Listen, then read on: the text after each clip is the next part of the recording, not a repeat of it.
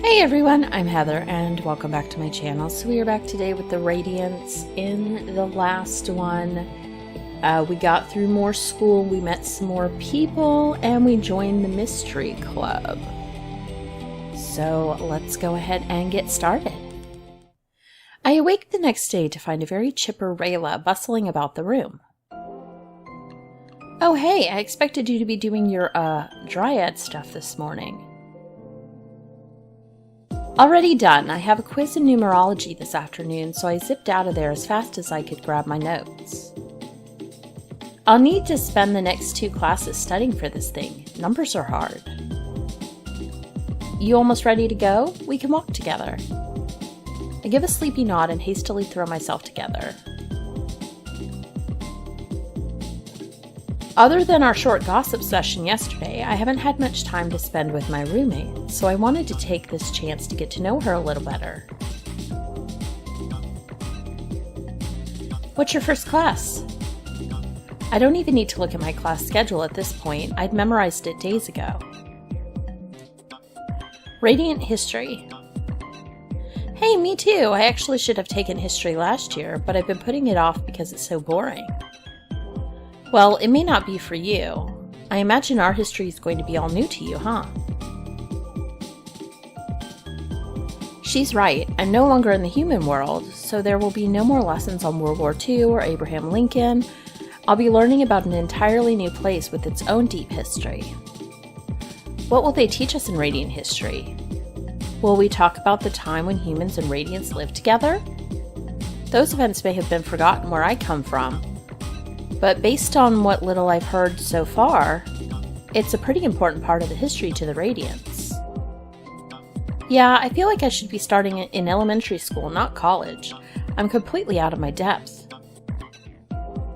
Nah, you may have to do a little extra reading or something, but history is just memorization, really. You'll be fine. Plus, there's a new history professor this year. The old history teacher was dull enough to put a group of insomniacs to sleep. But this new professor is some young guy. He's bound to make that class a little more interesting. It couldn't get any worse anyways. We begin walking down the hall and I notice that Rayla is getting a lot of stares from our surrounding classmates. Nothing creepy, just looks of interest.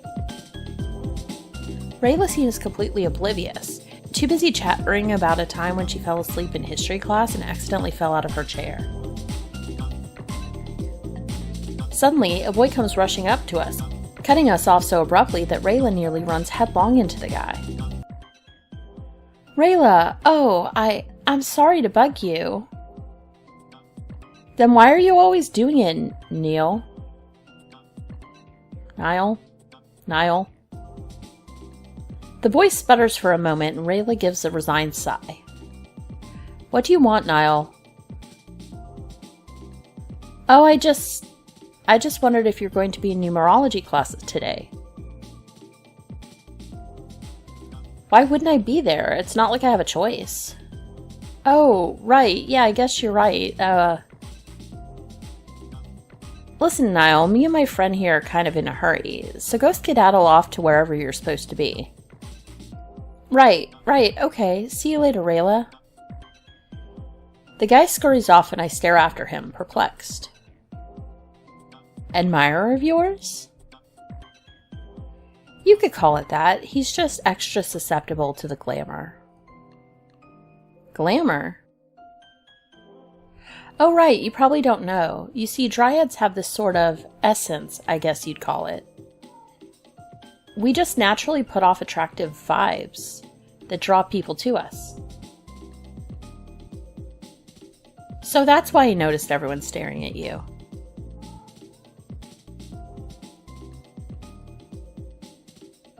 Yeah, that's pretty much it. Everyone feels it a little, but most people are aware enough to know what's causing their attraction and can ignore it. But certain species are more affected by it, males especially, which is super annoying because I'm not even interested in guys when they're acting normal. I try to imagine what it must be like to have a natural allure that causes everyone around you to take notice without even trying. But anyway, that guy is definitely my most annoying admirer. It sounds wrong to call them that, but I have no idea what else to call it.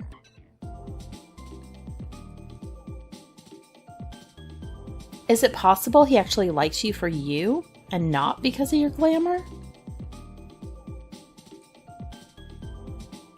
Doubtful. I'm not exactly his type. I'm not really anyone's type, really.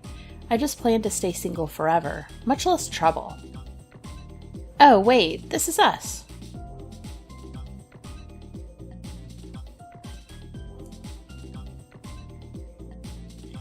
We have arrived at the history classroom, our conversation cut short.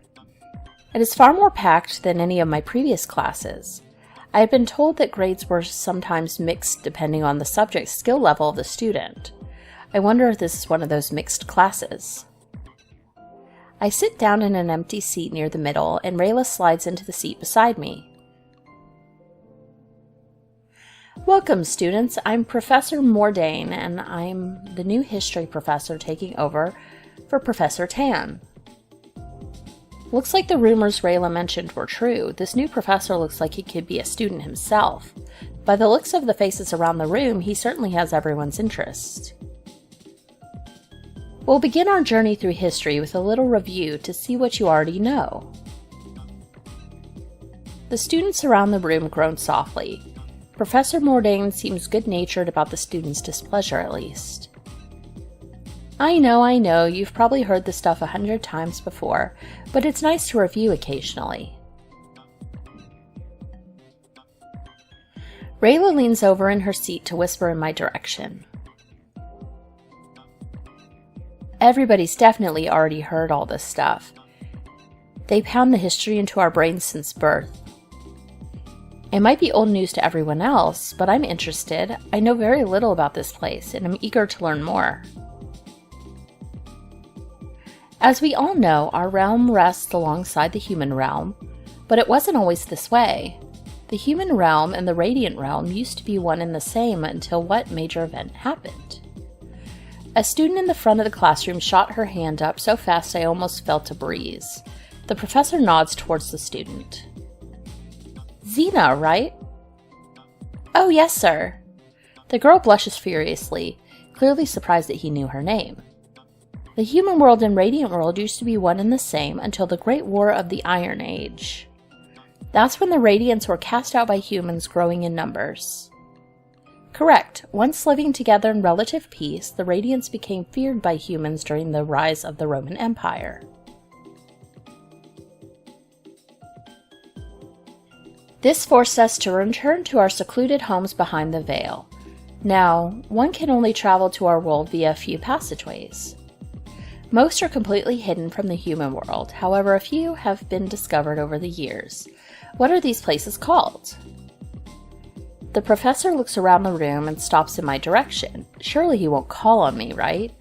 I'm the new kid. He might be new, but surely he has to know I know nothing about the history of the Radiants. Rayla? Rayla jolts her head up at the sound of her name, and I realize she must have been nodding off. Julius Caesar. Rayla responds immediately. The class around me snickers. She obviously hadn't heard the question. No, Miss Balanos, and I'll thank you to start paying attention in class. 10 demerits. Rayla gives a big sigh, and I shoot her a sympathetic look. She leans over to whisper to me again. I've changed my mind. I don't like this new guy at all. The student from earlier pipes up with the answer. The passageways that have been discovered by humans are known as the Bermuda Triangle, the Bridgewater Triangle, and the Devil's Sea. That is correct, Xena, but please allow me to call on you before you answer. The girl looks only slightly mollified at the scolding. She apparently liked proving her history knowledge.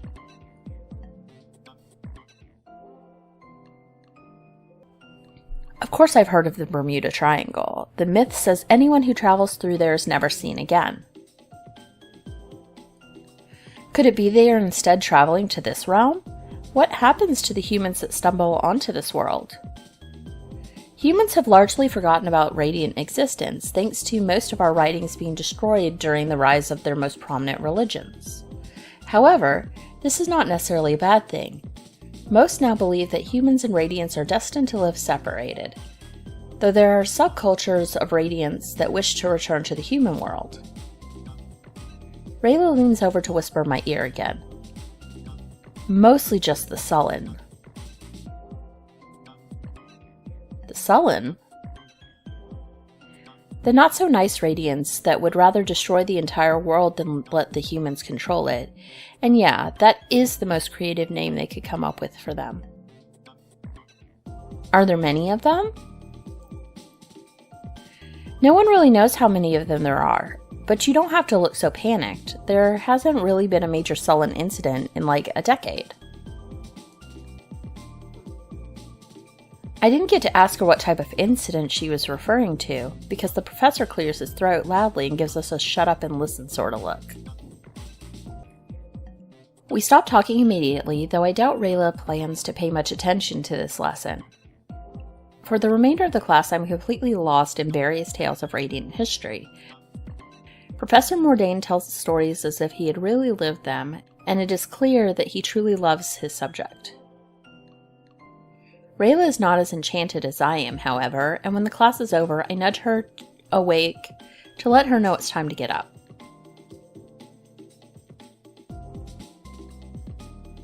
Time for today's elective class. Symbology. Today we focus on learning some of the most common symbols and their meanings. For instance, a go might symbolize fertility, while the acorn of a tree symbolizes strength and power. Your logic has increased. And my endurance increased as well. After classes are done for the day, I return to my room and study tomorrow's schedule. Tomorrow will be my first psionics class where I'll learn more about my discipline. This is the class I've been most looking forward to. I haven't seen any hint of the oracle power since my brief rush of visions on Monday. I'm in this school because I'm supposed to be training for an eventual test the council will give me. I've barely had a moment to think about that since arriving, but now that I've reminded myself, I feel that same nervous energy flood over me. I have no idea when the council trial will take place, but I do know that I am still woefully unprepared. Professor Balin had promised that I'd be able to learn everything I needed while attending Sarenvale. For now, I just have to trust that he was correct.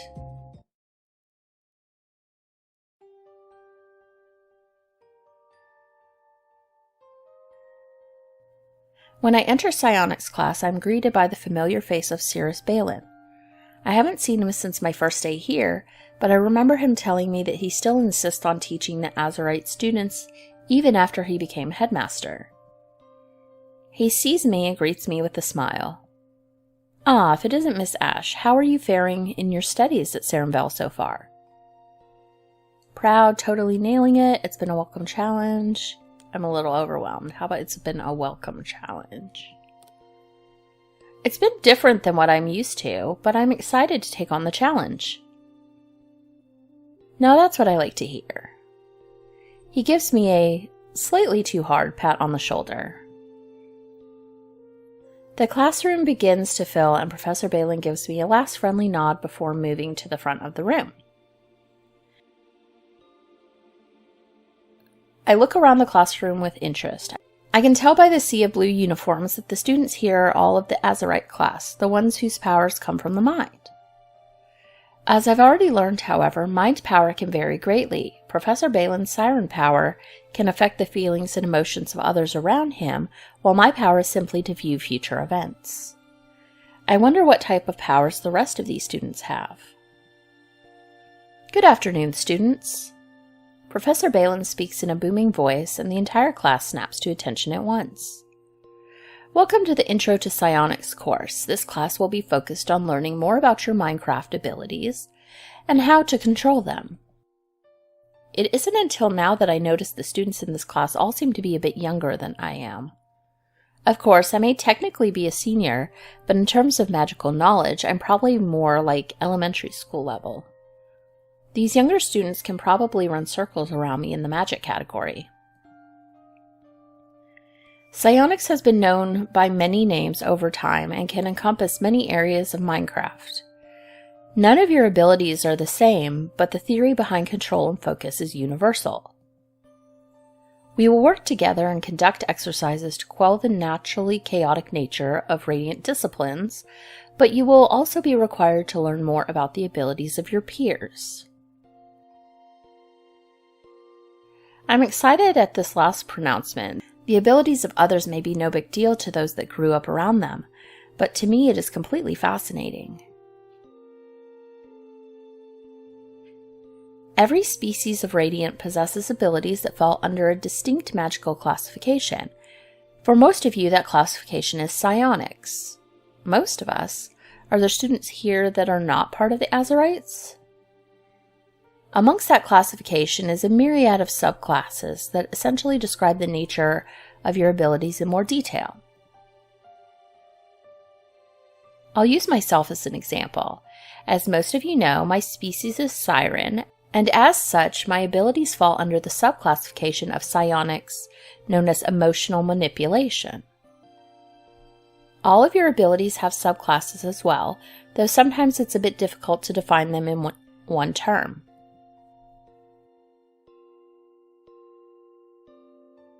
Let's have another example. Miss Ash, as many of you already know, has come to Sarenvale to train her Oracle abilities. He looks in my direction. It seems I'm never going to escape the level of scrutiny that comes with being the new girl. Oracles are known to have the ability to predict something that is about to happen. This ability could be described as precognition or clairvoyance, using the mind to see what cannot otherwise be seen. Now, how is this different from something like divination? A student raises his hand and Professor Balin nods in his direction. Mr. Ambrose? Divination is seeing through the use of rituals or objects instead of just inside the mind. Correct. Radiants who practice divination do so with a variety of tools. This can include mirrors, drawings, runes, and even the earth. Divination is usually less precise than standard precognition. Many of these practices even have their own classifications, but we'll keep it simple for now. Thus far, Miss Ash has only exhibited precognitive abilities in the form of mental vision rather than through the use of an outside tool. This puts her in the subclass of clairvoyance rather than divination. I'm not sure how Professor Balin knew about the vision I had earlier in the week, but I suppose at this point I shouldn't be surprised about anything. That does not mean, however, that one does not have the potential to obtain multiple classifications. Training and focus could possibly open up more avenues and expand one's abilities. The remainder of the class is spent discussing various classifications in Minecraft and their uses. I didn't realize there would be so many. I learned that one of the students in the class is a sort of muse that can fill someone with inspiration, while another could project their mind to another place without even moving. In some ways, I felt as if we were very similar until I remembered none of these students are human. They come from long lines of radiant races just like them. I, on the other hand, am just a human. I will never be truly the same as my fellow students. Proud. It's not that I mind standing out. On the contrary, I feel my status as the only human is something that can truly set me apart from the others. I just want to prove that I can stand out regardless of my species. I leave the class with mixed feelings. Time for today's elective class.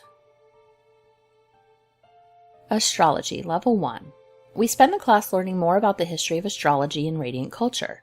I feel like I know a lot more about how magic works in the radiant world. Magic theory increased. Insight increased. Okay.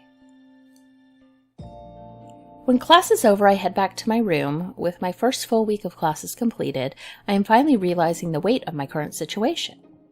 Prior to coming to Sarenvale, I had barely even left my little town. Now I'm in a completely different world. True, there isn't much to miss about my old life in the human world, but it was still my life. It was familiar. Tomorrow will be my first free weekend since arriving at the school. There are no school activities scheduled, so I'll be able to spend my time as I like. Question is, what will I do with my free time?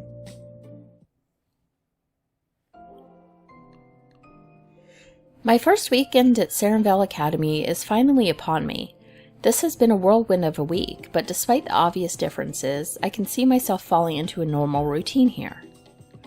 I have the option to choose how to spend my free time on the weekends, within certain limits, of course. I could use this time to catch up on my studies, or to simply explore the school. I can't wait to explore Sarenvale.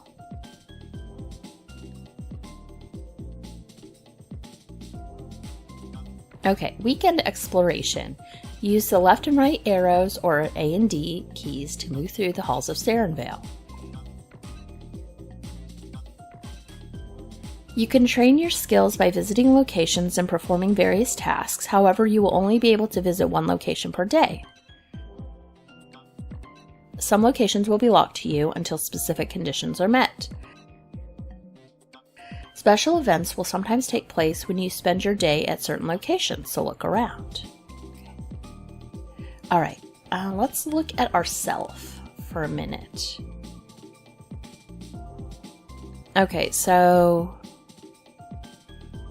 I have endurance, theory, insight, and logic. Okay, I guess next time perhaps we'll do some other things.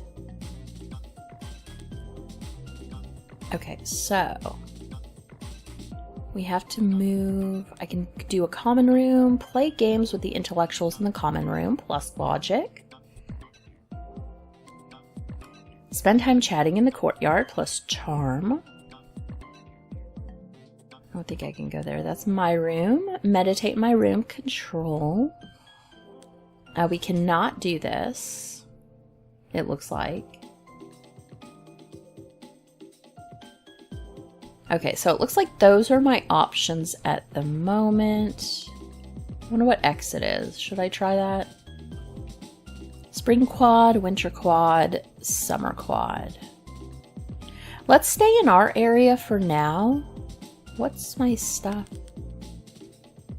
I already have some logic, so maybe we do some more logic. The common room is much quieter than I anticipated. Students are scattered about the cozy room, reading or talking quietly. My attention is drawn towards a couple of students in the corner that appear to be playing some sort of game, but it's nothing like I've ever seen before. There's a rectangular board with multiple rows of jewel-covered squares on its surface, and instead of dice, the students are throwing colored sticks in order to move. I pause to watch, fascinated with the unfamiliar gameplay. Oh, that autoed. Do you want to play? Who, me? I don't know the rules. Don't worry about that, I can teach you. This game is called Senet, and the object is to get one of your pawns to the end of the board before I do. Sounds pretty simple. Don't be fooled, there's a ton of strategy involved. I spend the afternoon playing Senet with the other students. The girl was right, the game does take a lot of strategy in order to win. By the end of the day, I managed to win my first game. I feel a lot smarter for my efforts. Your logic has increased.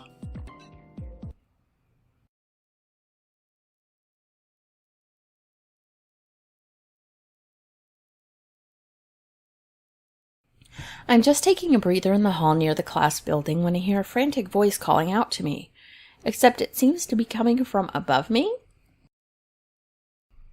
I turn around several times trying to pinpoint the source of the voice, but there's no one there. Up here, I'm the, frog. A frog? Then I see it. A little green frog is balanced on the edge of a wall sconce, and it's talking to me. Oh, thank goodness, you found me. My name is Caspis. You're Heather, right?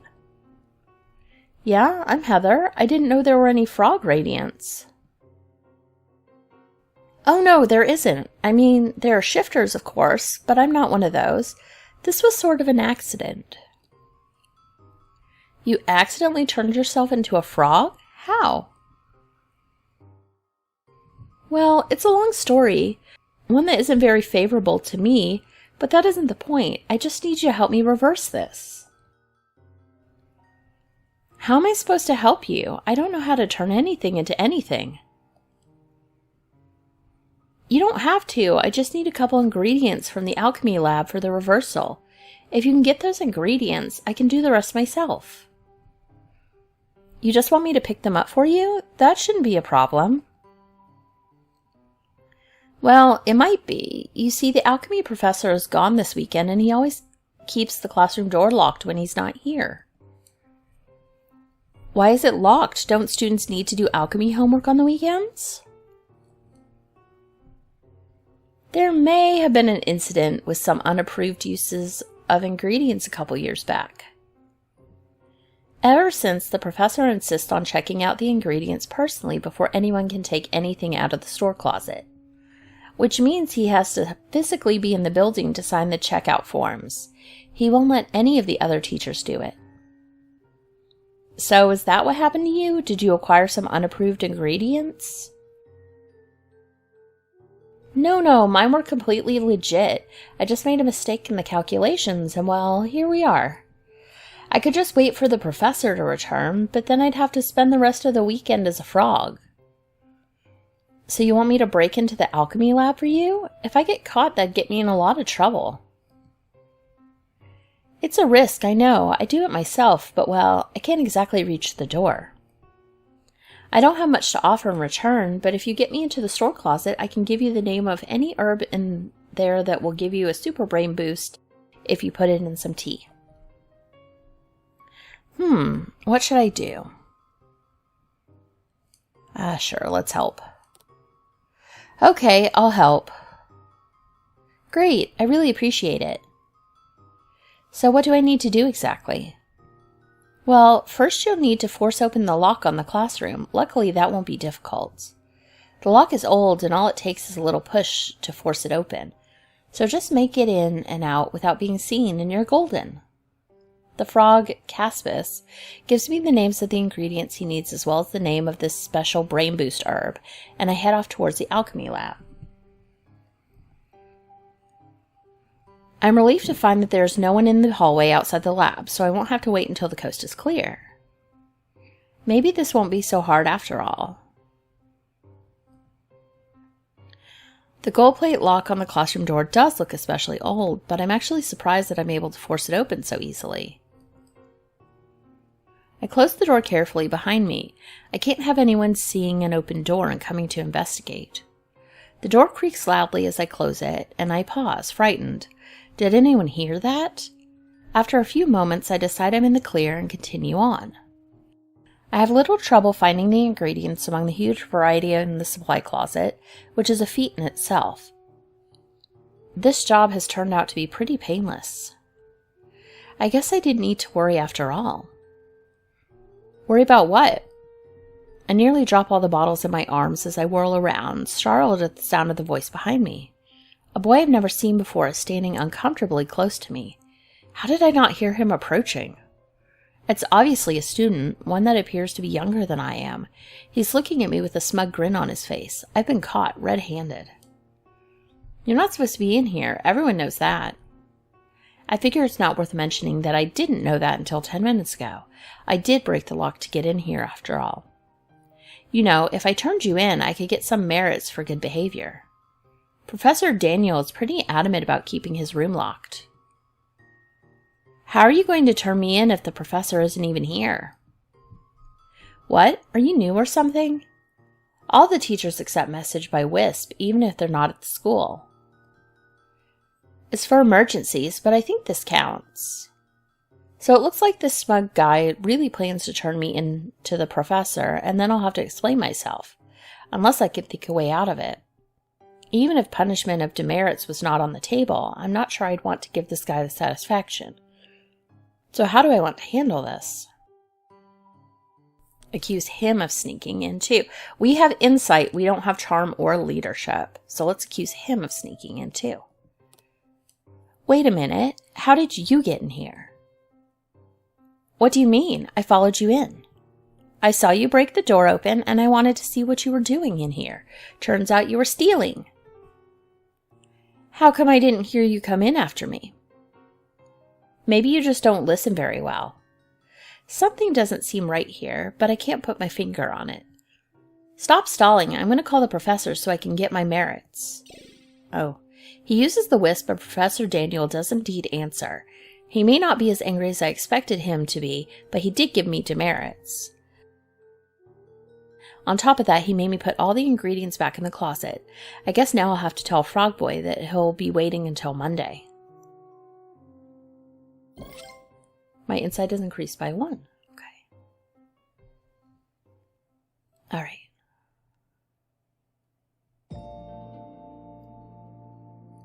What should I do today? Alright, let's check ourselves out. My logic is 12. Insight is 9. Logic went up. That was for playing the game. That's right. Okay.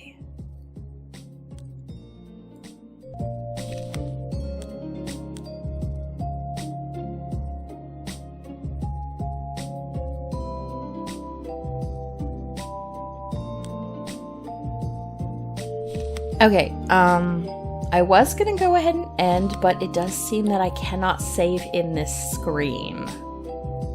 So let's see.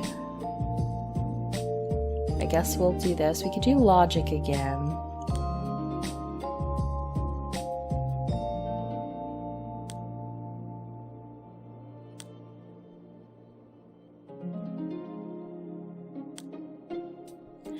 I wonder if it would be good to do logic again.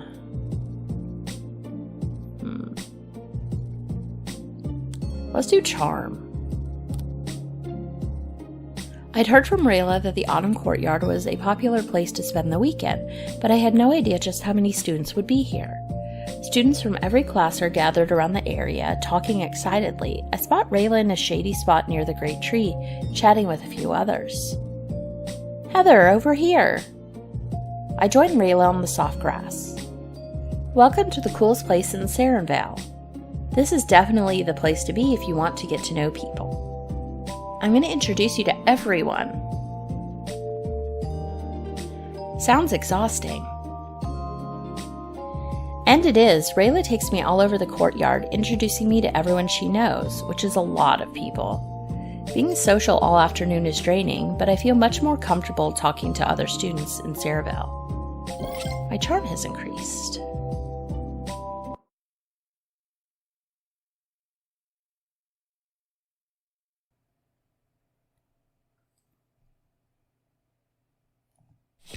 Okay, well, now we're going to go ahead and end. We'll finish out this interaction in the next one. Yeah, that is going to be everything for this time, and I will see you guys next time. Bye!